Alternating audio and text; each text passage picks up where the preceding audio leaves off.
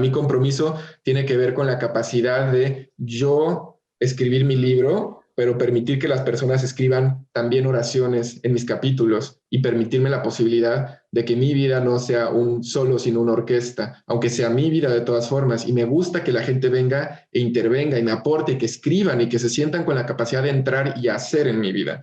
Eso para mí es compromiso. Hola, ¿qué tal? Yo soy Sarasvati Valladares y ella es mi madre, Miriam Blanco. Este es un programa donde hablamos sobre diferentes temas tanto personales como sociales, platicando desde nuestras experiencias como madre e hija, como distintas generaciones y como mujeres. Es un espacio que invita a reflexionar, cuestionarnos para crear conciencia y generar cambios. Un espacio en el cual desde nuestra vulnerabilidad les podamos acompañar en sus procesos. Y sentirse parte de nosotros.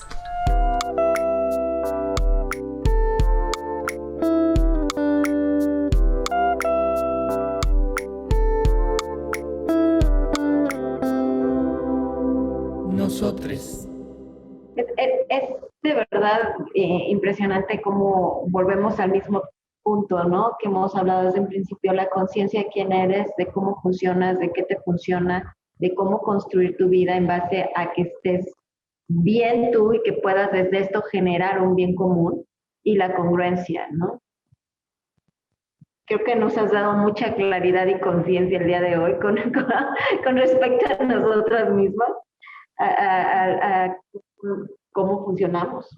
Yo uso esta palabra como funcionar porque me parece que es bastante práctica, y es darte cuenta que no todo tiene que ver con este peso moral que traemos, ¿no? Sino que es, pues, al final es cómo funciona para ti la vida, cómo puedes crear una vida que funcione para ti.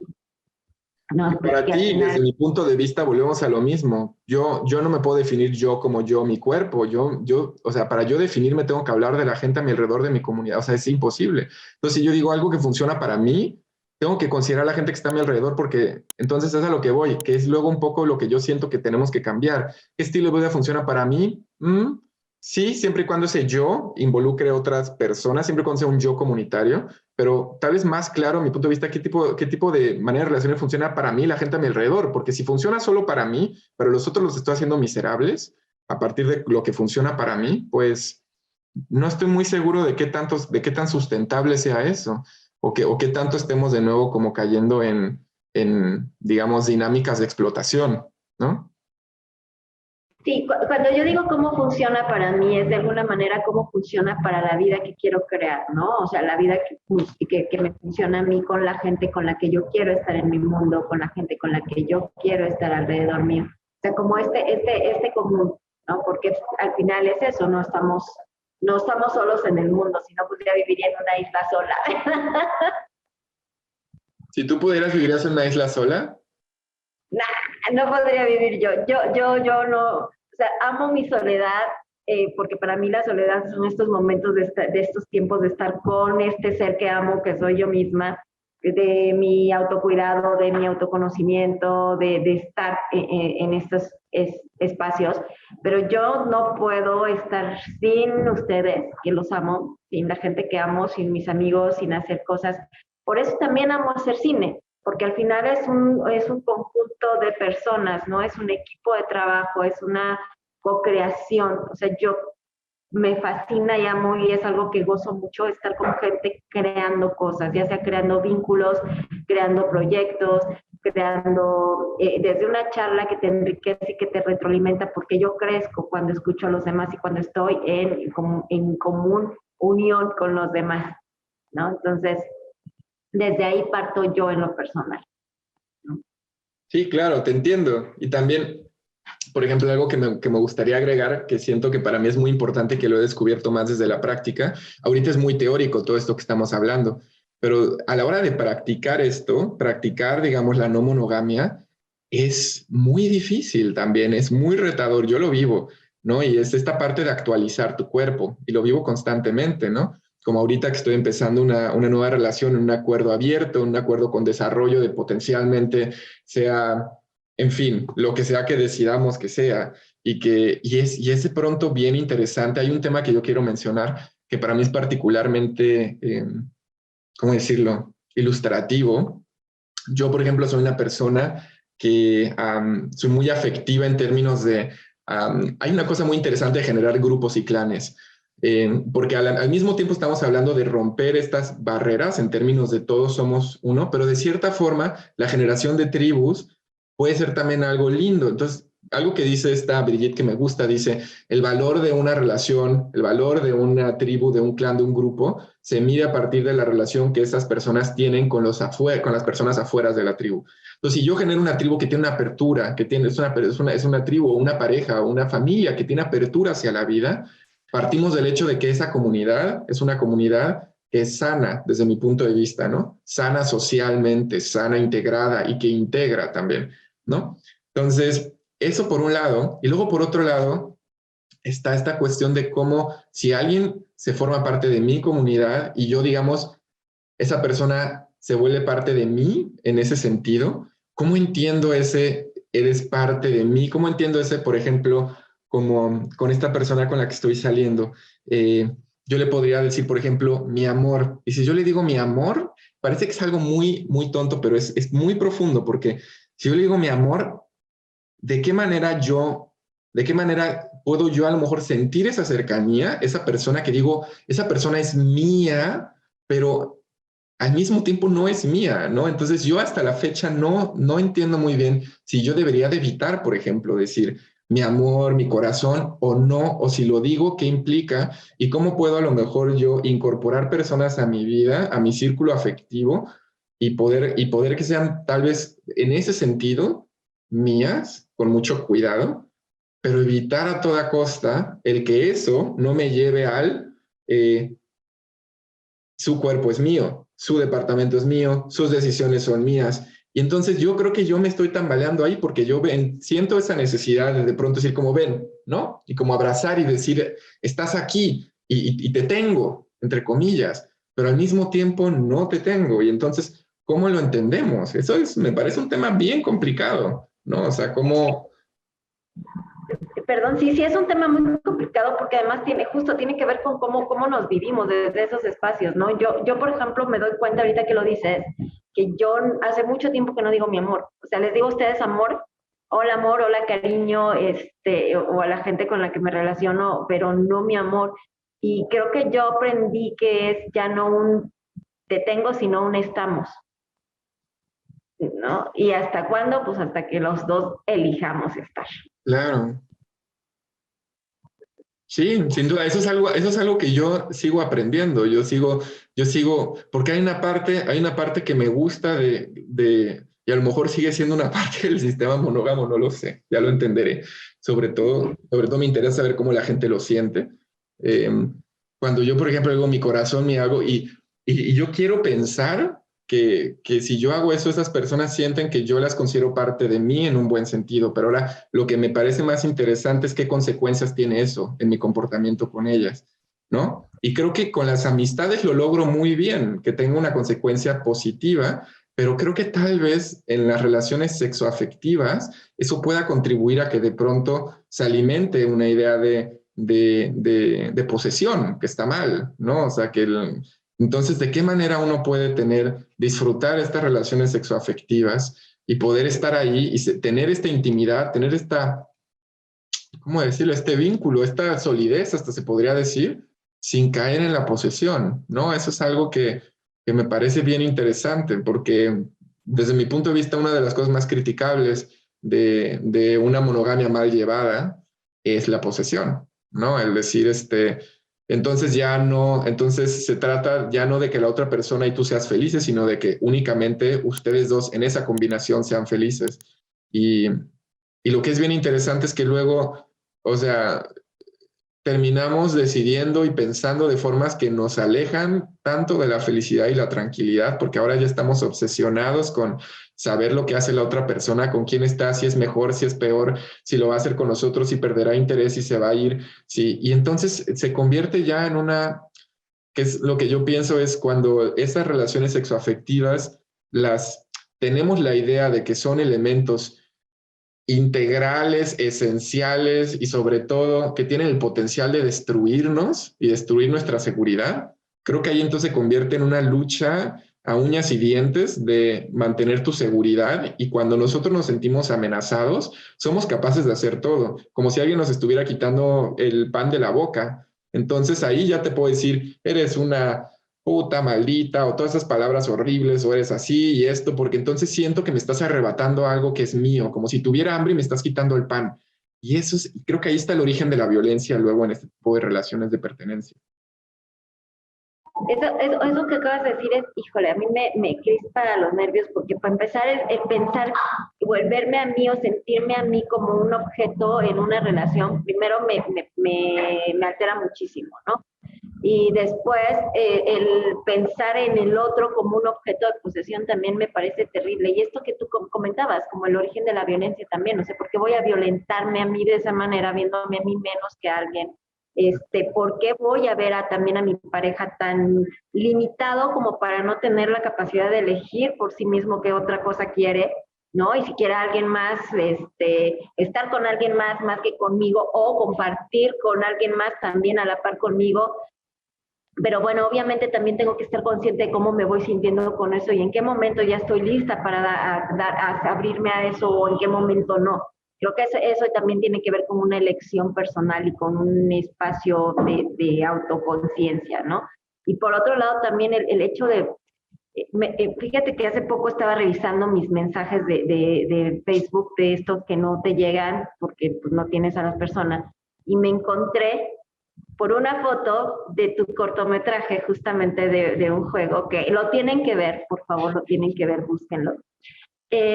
Alguien que me manda un mensaje de fulanita de tal es una no lo voy a decir, y no por los que me escuchen, sino porque no voy a repetir lo que creo yo que es algo con lo que no me gusta decir de otra mujer, ¿no?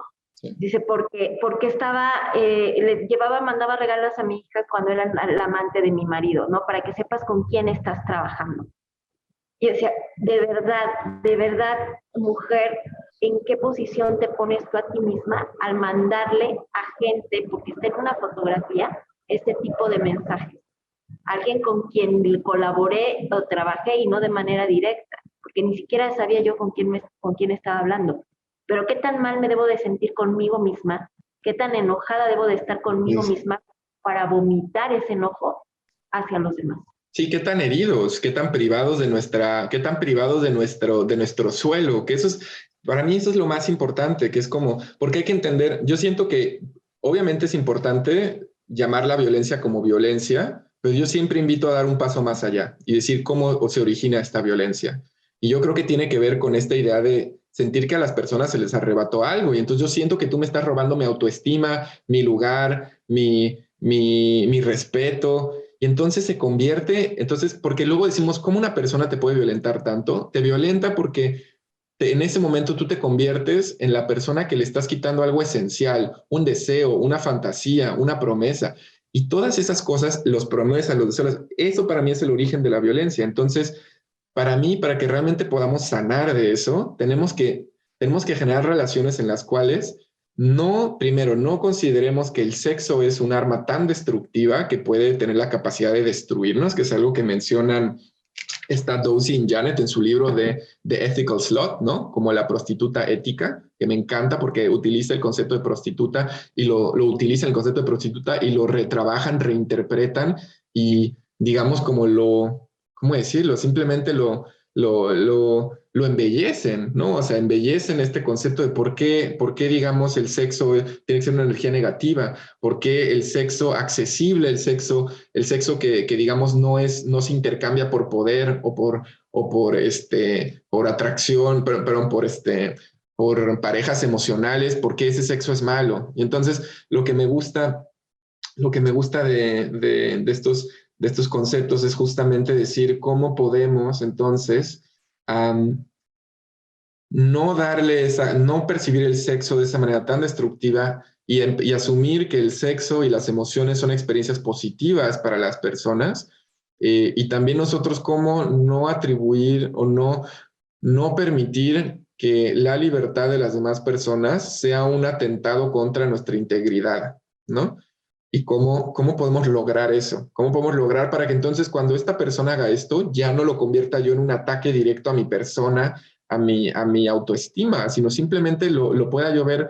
Claro, me puede herir, me puede a lo mejor decepcionar, me puede pasar muchas cosas, pero eso tiene más que ver con, digamos, mi propia estructura y no con un daño, digamos, como esencial a mi autoestima, ¿no? O sea, como eso me parece realmente complejo y si logramos eso vamos a estar del otro lado. Fíjate que esto que estás diciendo de lograr eso, para mí eso es como la verdadera independencia y la verdadera libertad. Cuando tú eres responsable como de ti y vas creando a tu alrededor las cosas que para ti es lo que te hace estar bien contigo mismo. O sea, desde generar los vínculos, desde esos espacios, como hablamos, de acuerdos, etcétera, y cómo voy yo. Vale, sí, no es negar que me está doliendo, pero es cómo manejo yo este dolor y qué elijo yo desde este dolor hacer con él y cómo elijo yo vivir con esto. ¿No? Sí. Para mí ese es mi libertad. Tú me dijiste algo muy sabio la otra vez que hablamos, porque te comenté justo de una situación que estoy viendo ahorita en pareja. Me gustó mucho cómo lo contestaste, porque un poco para resumirle a los que nos escuchan, yo tuve un conflicto con la persona con la que estoy saliendo ahora porque su manera de pensar me violentó, ¿no? Su manera de pensar, de expresarse me violentó, me pareció inadecuada. Y entonces, justo un poco yo decía, claro que me parece congruente yo manifestar cómo me siento y por qué me violenta y dar mis argumentos, y al mismo tiempo entender qué pasa qué pasa cuando aquello que esa persona con la que tenemos este vínculo nos vulnera o nos sentimos lastimados, cómo manejarlo. Porque si nos vamos a los extremos, por un lado, generar una guerra a partir de eso y generar, digamos, como un drama en ese sentido innecesario, puede ser más destructivo que el origen en sí, pero por otro lado también la represión no es o sea, el simple decir, bueno, pues me dolió, pero no lo digo porque como yo soy libre y todos son libres, en la libertad todo el mundo hace todo lo que quiera, que es este concepto de la responsabilidad, ¿no? Entonces, ¿de qué manera si yo no pretendo o vivo relaciones en las cuales yo no quiero cambiar a los demás, cómo voy a lidiar con cosas de mis potenciales parejas o vínculos que vaya que me gustaría que fueran diferentes, ¿no? Que a lo mejor me vulneran o me dañan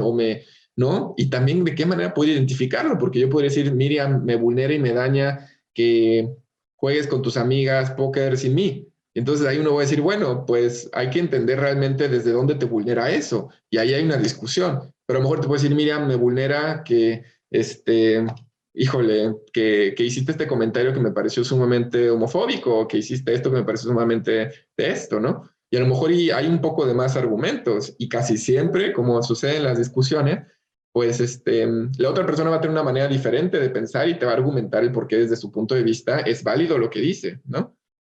Personas a lo mejor, y me incluyo ya, no porque yo lo sea, sino porque me gustaría aprenderlo cada vez más, pues entenderemos que muchas veces tener la razón es lo peor que te puede pasar en una relación, la idea de querer tener la razón. Entonces, que las personas que estamos en competencia con tener la razón vas directo a la ruina, ¿no? Porque entonces yo quiero tener la razón, yo la razón, y en ese punto de llegar a tener la razón, nos hacemos pedazos, ¿no? Entonces, decir como, ¿en qué momento puedo yo hablar acerca de lo que me duele, hablar acerca de lo que es importante para mí, sin querer cambiarte, por un lado, pero a lo mejor invitarte a la reflexión, y eso que tú dijiste, Miriam, que me pareció muy positivo, es háblalo, da tus opciones y que él decida en ese sentido si él quiere transitar eso o no, a su tiempo o no. Y creo que tú como lo dijiste en esas palabras, me parece un muy buen término medio. Es decir, no partimos del hecho que las personas cambien, inclusive cuando eso que estén haciendo nos parezca violento, porque si yo quiero que esa persona cambie eso que es violento y esa persona no lo percibe como violento, la persona va a percibir violencia de nuestra parte al que nosotros queremos cambiarlo, eso que para ella no es violento, ¿no? Pero al mismo tiempo, pues también cómo puedo ser congruente conmigo mismo y tampoco a lo mejor ante cualquier tipo de discusión o malentendido terminar el vínculo, ¿no? Porque si a lo mejor y nosotros dijéramos, tengo cero tolerancia a la violencia, que por un lado es correcto, por otro lado a lo mejor si tengo tan poca tolerancia, pues es difícil que de pronto podamos encontrar vínculos en los cuales no se manifieste la violencia a veces, ¿no? Porque entonces de pronto decimos como, ¿qué tanta violencia o no? ¿O cómo la voy a trabajar? ¿Y de qué forma? ¿No? Y nosotros, ¿de qué forma somos violentos sin darnos cuenta también? ¿Y qué tipo de, no? Sí, justo te iba a decir, que tanto nosotros generamos también esa violencia. Yo tengo una frase que uso mucho que es, ¿qué prefieres, tener la razón o ser feliz, ¿no? Entonces, yo también luego le digo, sí, claro, tienes razón. Cabe aclarar que estoy soltera por mi forma de ser y de pensar.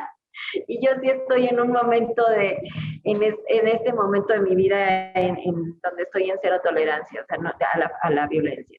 Vengo de un proceso muy emocional y psicológicamente muy complejo, donde trabajé con 400 mujeres en procesos de resiliencia, y he sido muy sensible a las violencias y estoy en cero tolerancia, al grado de que alguien a quien yo creí muy importante en mi vida, terminé alejándome porque me hizo gaslight. Entonces, no puedo en este momento de mi vida con eso. Por supuesto, y es una postura muy válida. Yo creo que yo también tengo una postura, digamos, yo no la definiría como cero tolerancia, sino yo más bien tengo una postura muy crítica en contra de las formas de la violencia.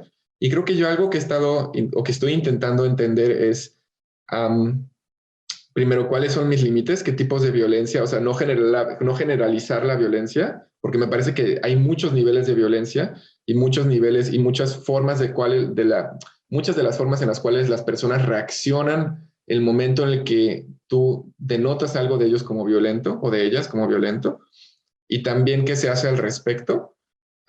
Y creo que en ese sentido me ha tocado como dos experiencias, ¿no? O sea, por un lado yo sentirme violentado, pero también hace un par de meses tuve una experiencia en la que una amiga me estaba comentando un proceso íntimo de su persona y yo a lo mejor con poca sensibilidad o no con mucha inteligencia de mi parte hice algunos comentarios, a lo mejor desde mi punto de vista bien intencionados, pero que le llegaron muy mal a ella y ella se sintió probablemente muy violentada, muy herida, y desde ahí cortó absolutamente la comunicación en todos los sentidos sin que pudiera haber una capacidad de poder yo o aprender o reparar o reconstruir, que es válido que ella lo haga, ¿no? Es válido que ella lo haga y está en todo su derecho. Pero luego yo me pregunto y digo, ¿qué tanto, o sea, qué tanto vamos a... O sea, hay veces que yo digo, vaya que me hubiera gustado y que me hubiera parecido justo para el vínculo que existiera esa posibilidad de poder reparar. Y al fin y al cabo, cada persona decide, como tú dices, hasta cuándo, ¿no? Y no se puede exigir de una persona que te dé una oportunidad de reparar si no quiere que se repare. Pero lo que voy es, creo que me parece una reflexión interesante de decir, ¿cuál es mi postura ante la violencia? ¿Qué tipo de cosas me parece que se pueden trabajar y reparar? ¿Qué tipo de cosas no? ¿No? Y de qué forma también con esa misma, con eso mismo que yo mido a los demás, me mido a mí yo también, porque muchas veces a lo mejor con esa radicalidad con la que nosotros podemos esperar algo de alguien más, pues probablemente pues esa justo parte de esa radicalidad sea en parte un poco agresiva, ¿no? O sea, entonces, como esos son conceptos que yo creo que todos, que empiezan a meterse más ya en el entramado de cómo generar relaciones.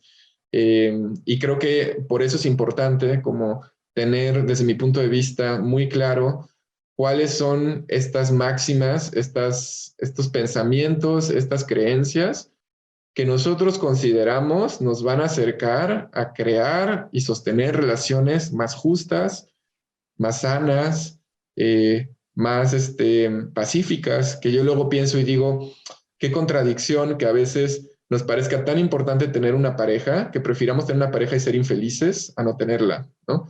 O, por ejemplo, como un ejercicio que hacía con una amiga ahora, y le decía, qué interesante que si yo, esta persona con la que estoy saliendo, la percibo como una potencial pareja, empiezan a presentarse muchos problemas y muchas cuestionantes. Pero si yo digo, es un amigo o es una amistad, pues a lo mejor y muchos de esos problemas ya no son relevantes, o a lo mejor y eso, ya en esas expectativas ya no están, y a lo mejor hasta termina siendo una relación más fructífera, y a lo mejor y podemos seguir amándonos y seguir teniendo sexo y seguir viéndonos del mismo, o sea, a lo mejor en sí la práctica es la misma, pero el simple hecho de yo pensar, este es mi amigo, a veces, ¿qué es lo que dice el mismo Juan Carlos y Brigitte? Se parece que el formato de amistad en muchos sentidos es más eficiente, más respetuoso que el formato de pareja, porque la amistad parece que hay una flexibilidad y un entendimiento y un respeto como pues mucho más mucho más adecuados a la naturaleza del ser humano, y también hay muchas menos expectativas y se permite que la amistad a veces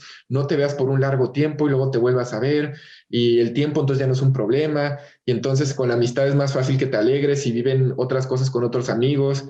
Y además la amistad parece que está totalmente en contra del concepto de exclusividad, ¿no? Por lo menos desde mi punto de vista, como que sería muy raro que alguien te pida que sea su amigo exclusivo, ¿no? Como que sería algo que yo creo que pocas personas se podrían imaginar, como la idea de yo soy tu único amigo, y si existe eso, pues más bien sería, me parece, como la excepción, ¿no?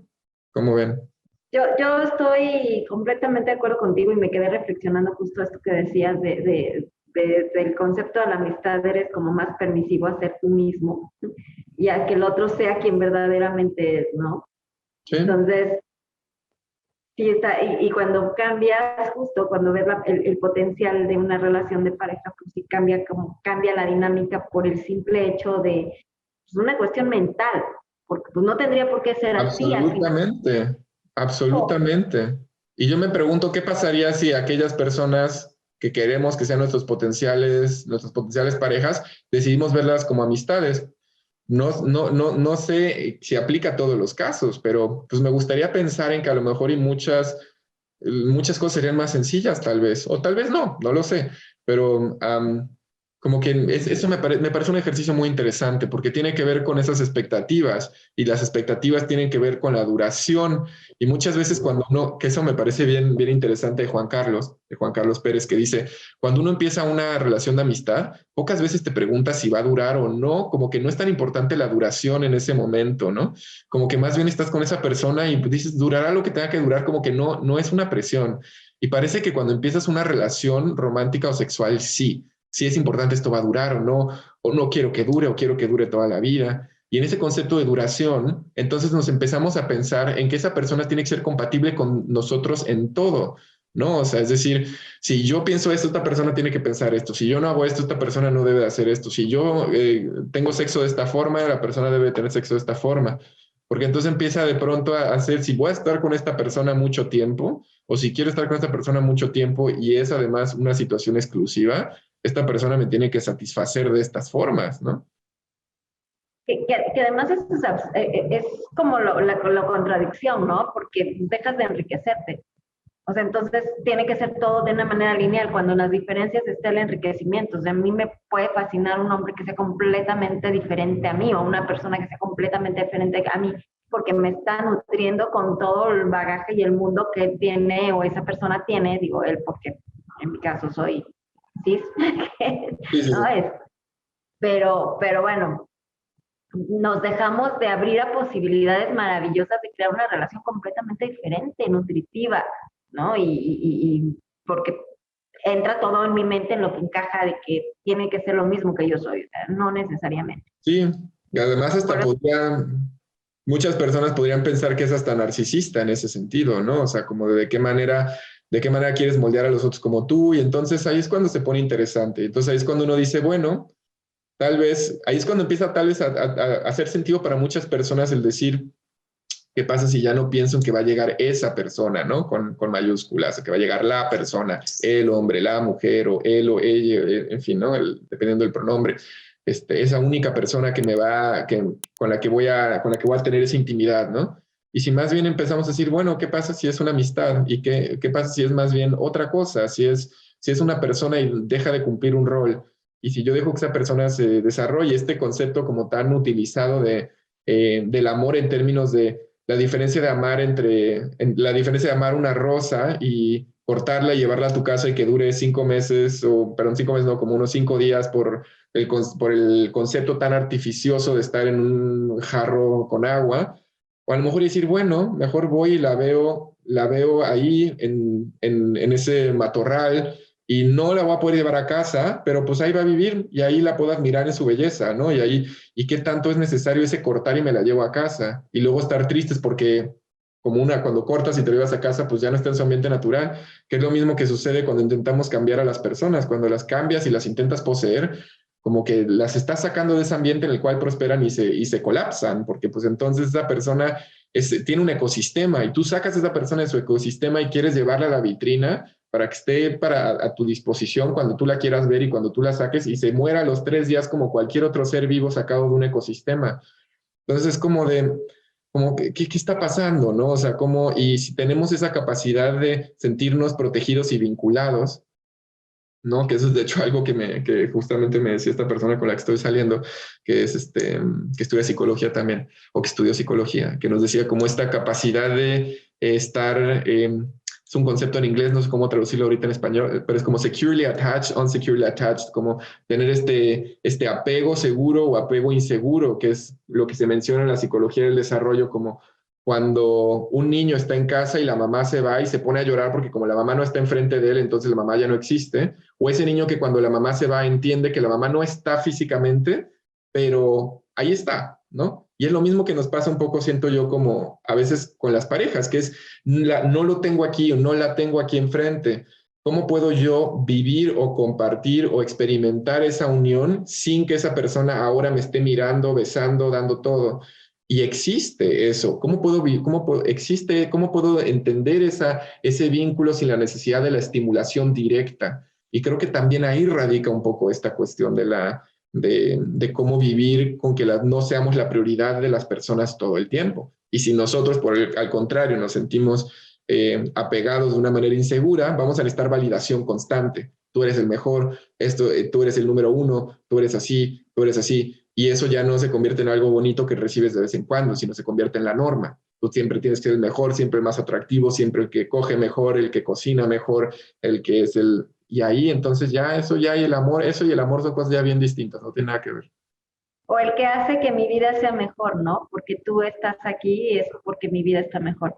Yo, por ejemplo, algo que yo no tengo es el apego, justamente. Entonces, para mí, mis parejas no tienen que ser, o mi familia, con todo el amor que les tengo, no tiene que ser en base o alrededor de quien gire mi vida, ¿no? Sino creo que más bien que ustedes, cada uno tenga su propia vida, su propia existencia, y que desde ahí compartamos, pero no que todo gire en torno a alguien, ¿no? Entonces, desde ahí ha sido como muy difícil, porque justamente las personas con las que me he vinculado han sido de, güey, pues tú no me amas, tú no me quieres, tú no esto, tú no estás, tú no sabes, tú eres demasiado independiente, tanto que das miedo. O sea, no ha habido como esta parte de comprensión de cómo quisiera yo construir, porque para mí es justo qué queremos crear y qué podemos crear a partir de quiénes somos y de lo que queremos en estos vínculos. Claro.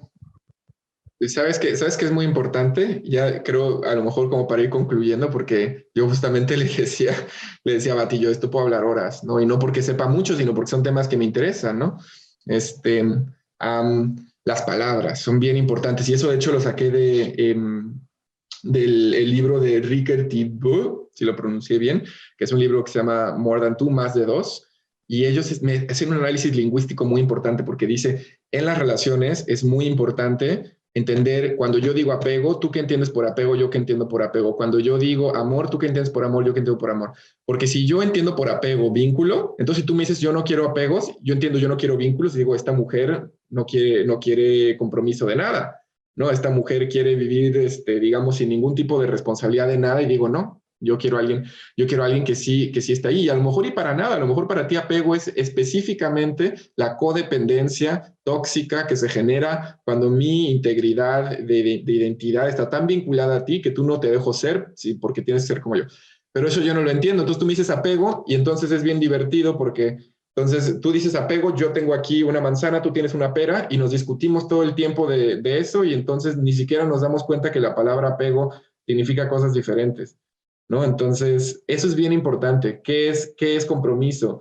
Que es una plática que yo, de hecho, tuve con la persona con la que estoy saliendo. Le dije, a ver, él me decía, yo no sé si yo quiero hacer compromisos con la gente. Y le dije, mira, te voy a explicar lo que es compromiso para mí. Que era lo que te decía a ti antes. Para mí, compromiso tiene que ver con la capacidad de yo escribir mi libro, pero permitir que las personas escriban también oraciones en mis capítulos y permitirme la posibilidad de que mi vida no sea un solo, sino una orquesta, aunque sea mi vida de todas formas. Y me gusta que la gente venga e intervenga y me aporte, y que escriban y que se sientan con la capacidad de entrar y hacer en mi vida. Eso para mí es compromiso, ¿no? Y me gusta también que la gente me permita entrar y hacer y sentir que yo tengo impacto en su vida, si me lo permiten, cuando ellos me lo permitan. Entonces, si a mí una persona, pero si yo me quedo en eso y una persona me dice no quiero compromiso, yo entonces podría decir yo no quiero a esta persona, porque para mí es tan fundamental la capacidad de que alguien entre y que yo entre a la vida de esa persona con respeto. Pero entonces tengo que entender para él qué es compromiso, para ella qué es compromiso. A lo mejor compromiso significa sacrificio, porque tuvo una vida, pues yo qué sé, en la cual el compromiso significaba tener que sacrificar partes de tu persona y tener que tener pleitos. Entonces, pues claro que esa persona no va a querer compromiso, ¿no? Y entonces en el lenguaje nos perdemos. Sí, hay un método educativo que se llama Filosofía para Niños de Matthew Lipman, por eso también yo hago tanto hincapié en la educación, donde justo plantea esto, ¿no? Esto de no unificar criterios, pero sí saber desde dónde partimos ambos, ¿no? Tú tenías preguntas. No sé si, bueno, ¿cómo invitarías a las personas a cuestionarse desde qué espacio aman, ¿no? O el resignificar, significar también sus definiciones? Qué bonita pregunta, ¿eh? Yo creo que yo las invitaría a hacer un ejercicio de autoobservación y de decir en qué momento me siento más comprendido y expandido como persona y en qué momento me siento peor conmigo mismo, con los demás, me siento angustiado, ansioso, creo que empezaría desde una observación desde ese lado. Y también creo que tiene mucho que ver tiene que ver yo creo con el respeto de la propia historia y las historias de los demás. A mí me gusta mucho trabajar con narrativas. Y por ejemplo, algo que para mí era muy claro, por mi historia con mi cuerpo y con la represión sexual que viví y corporal en muchos sentidos, para mí se hizo muy importante yo entenderme a mí mismo, que para mí el abrir y el poder compartir mi cuerpo y disfrutarlo y mis emociones es una historia de éxito. Y entonces para mí era importante sentir que las personas que me aman respetan mi historia y entienden por qué es importante para mí vivir estas experiencias. Y si yo siento que una persona dice que me ama, pero no entiende mi historia, no entiende por qué yo quiero vivir esto, siento que a veces la persona no me ama realmente, ¿no? Y al revés, si yo no entiendo la historia de las personas con las que estoy, de dónde vienen, qué buscan, qué necesidades tienen, yo siento que desde mi punto de vista de entender el amor, eso se aleja del amor y se acerca más bien como pues a la capacidad de controlar, a la capacidad de poder tener control sobre algo. Y otra cosa muy importante, yo invitaría como a las personas, me parece que el amor se hace más claro en la medida en la que tus necesidades primarias de control están, digamos, como saciadas por cosas que no involucren la explotación de otras personas. Es decir, empezar a decir, ¿cómo puedo yo vincularme con el mundo? ¿Quién soy yo? ¿Cómo vivo mi cuerpo? ¿Cómo entiendo mi cuerpo? O sea, profesionalmente, en la manera familiar, ¿cómo puedo yo, digamos, ser yo y expandirme? Y una vez en la que yo empiezo a como cubrir estas necesidades más básicas, creo que puedo acceder a otros niveles en los cuales ya no espere yo que las otras personas rellenen esto. Otra cosa que también hay que considerar me parece que muchos de los modelos relacionales, incluyendo la monogamia, pues son muchas veces modelos que obedecen también luego a estructuras de necesidades físicas, biológicas, médicas, políticas. Por ejemplo, yo ahora me doy cuenta que para mí es más fácil ser poliamoroso, tener una relación abierta, no únicamente por todo lo que pienso, sino por cosas muy prácticas, como el hecho de el seguro médico que está en Alemania, que puedo tomar PrEP y que eso me protege en contra de una infección del VIH, ¿no? O saber que tengo acceso a otro tipo de estabilidad social, económica, que me permite a lo mejor no esperar que esa estabilidad social y económica provenga de una relación en pareja, porque luego muchas veces las relaciones en pareja tienen esos componentes y luego las personas no se divorcian, no se pueden divorciar. Cuando hay desigualdad de género, hay muchas mujeres, por ejemplo, que por el machismo y por las estructuras de opresión es difícil que se salgan de sus relaciones porque no tienen acceso al mercado laboral y porque no estudiaron, porque el sistema, digamos, las crió para más bien ser amas de casa y tener que depender de hombres. Entonces ahí es cuando uno dice, realmente muchas veces cómo nos relacionamos no únicamente es una decisión personal, sino proviene también de estructuras que te permiten relacionarte de otras formas. Claro que es más fácil ser poliamoroso o anarquista relacional si tienes un buen trabajo, no tienes enfermedades crónicas, tienes estabilidad y estás integrado en la sociedad. A lo mejor es más difícil serlo si eres una persona en un grupo de opresión, que a lo mejor y no tiene oportunidades sociales y se ve a lo mejor involucrada en una relación familiar o una relación de pareja, inclusive violenta, pero de la que no puede salirse sin tener digamos, como graves afectaciones en su sustento o a lo mejor quedarse sin casa, ¿no? Y entonces, por ejemplo, muchas veces lo que sucede también con situaciones con inmigrantes y todo, personas que no tienen estatus legales, o sea, miles de cosas. Entonces yo creo que por un lado es de qué manera yo puedo tener más independencia como persona para que entonces esa independencia y ese bienestar y esa seguridad ya no tenga que ser, digamos, como atribuido por otras personas. Y número dos, si me encuentro en una condición en la cual por X o Y razón no puedo tener esa independencia, ya sea esa independencia, digamos, económica o física o lo que sea, ¿de qué manera puedo yo compensarla en mi ser de tal forma que yo libere espacios de reflexión para que yo vea si esas dinámicas me violentan o no me violentan? ¿Me siento expandido o me siento reprimido y contraído, ¿no? Y otra preguntita. Pues al final parte de hacer también esto es que las personas se sientan identificadas, ¿no? Y yo creo que no dudo que haya alguien que se sienta identificada con tu historia, que en ese proceso que tú viviste respecto a los choques con tu sexualidad y con tu cuerpo, ¿qué recomendarías o qué dirías también para esas personas que están pasando por ese proceso? Ok. Yo lo primero que les diría es devolverles el poder. Hay un proceso, o es un proceso terapéutico, pero también un proceso social que se llama empoderamiento. Y el empoderamiento es una cosa bellísima, ¿no? Que además se utiliza sobre todo a personas que han sido víctimas o a grupos de opresión.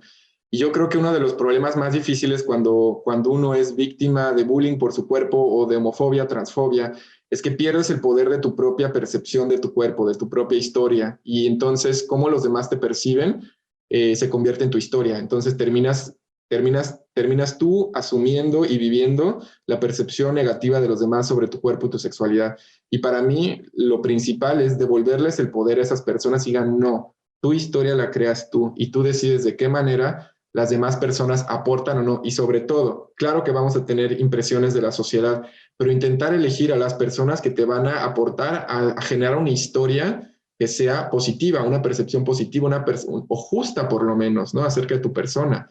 Porque a veces también personas que te den una buena crítica son necesarias, no todo debe ser positivo, ¿no? Pero para mí es importante volver ese poder y decir, apropiate de tu historia, honra tu historia, y cómo puedes tú crear y leer e interpretar tu historia de tal manera que sea bella, que sea artística, que sea bonita, y que ya no venga alguien y diga, ay, esos colores están horribles, eso no sé qué, si tú dices, a ver, para atrás, y tú te ves a ti mismo tal cual, te enfrentas con tu historia y dices, ¿cómo quiero yo leerme? ¿No? ¿Qué marco le voy a poner a esta pintura?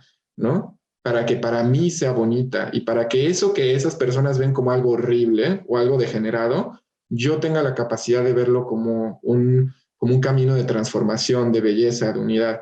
Y a mí eso fue lo que me pasó y me ayudó en muchísimos sentidos, o sea, de empezar a conocer, por ejemplo, personas homosexuales, a entender y empezar a recuestionarme el sexo. Y, por ejemplo, es eso que pasó con el sexo. Si yo al sexo le pongo el marco de degeneración, depravación, es lo que hace que las personas se separen, se divorcien, hace adicciones, ¿no? O sea, todas cosas negativas, entonces el sexo va a ser una cosa horrible. Pero entonces, algo que a mí me ayudó fue empezar a quitar ese marco y decir, el sexo es placer, el sexo también es comunión, es unidad, ¿no? Es diversión, es juego, es también una capacidad de sublimar y experimentar fantasías que a lo mejor y no vivimos en la vida real porque serían amorales, pero en el sexo encuentra un lugar consensuado de existir, ¿no? Y empezar a ver, entonces, para mí tiene mucho que ver con lo que en psicología cognitiva es reestructuración, es decir, ese marco que nos pusieron, nos dijeron, tú eres así y te vas a ver así a ti mismo, dices, estos lentes yo me los puedo quitar y voy a hacerme mis propios lentes. Y sobre todo, algo que es bien importante, si yo asumo que yo no soy solo yo, sino una sociedad, tener responsabilidad con las otras personas y no hacer esos comentarios y romper con esos círculos de violencia y de crítica. Y entonces, porque así como vemos a los otros, nos vemos a nosotros mismos. Y si yo todo el tiempo le estoy criticándole y veo al otro o a la otra que se le ve la lonja, que no sé qué, que si es muy promiscua, muy promiscuo, que si es muy gay, que si es muy no sé qué, que si esto, pues, ¿cómo me voy a ver a mí? ¿No? O sea, entonces es como, para mí puede ser desde afuera, desde transformar cómo veo a los demás y a partir de eso interiorizarlo, o desde adentro, cómo me veo yo a mí mismo y tener la bondad de ver a los demás de esa forma también. Oye, Santi, pues muchísimas gracias por todo, por ser quien eres, por existir, por parte de nuestras vidas. Corazoncito. Por irte ahora con los demás, por tu vulnerabilidad y por esta plática tan interesante que no va a ser la última. Seguramente no. Nuestros amigos amigas que nos ven seguramente nos pedirán que nos acompañes nuevamente. Y pues quedan varios temas en el tintero para ir ahondando, pero por hoy, muchísimas gracias. Gracias Claro por tu que sí. tiempo. Claro que sí, pues gracias por la invitación y pues gracias también por platicar estos temas que son temas importantes para todos nosotros. Gracias a todos los que nos han acompañado el día de hoy. Gracias.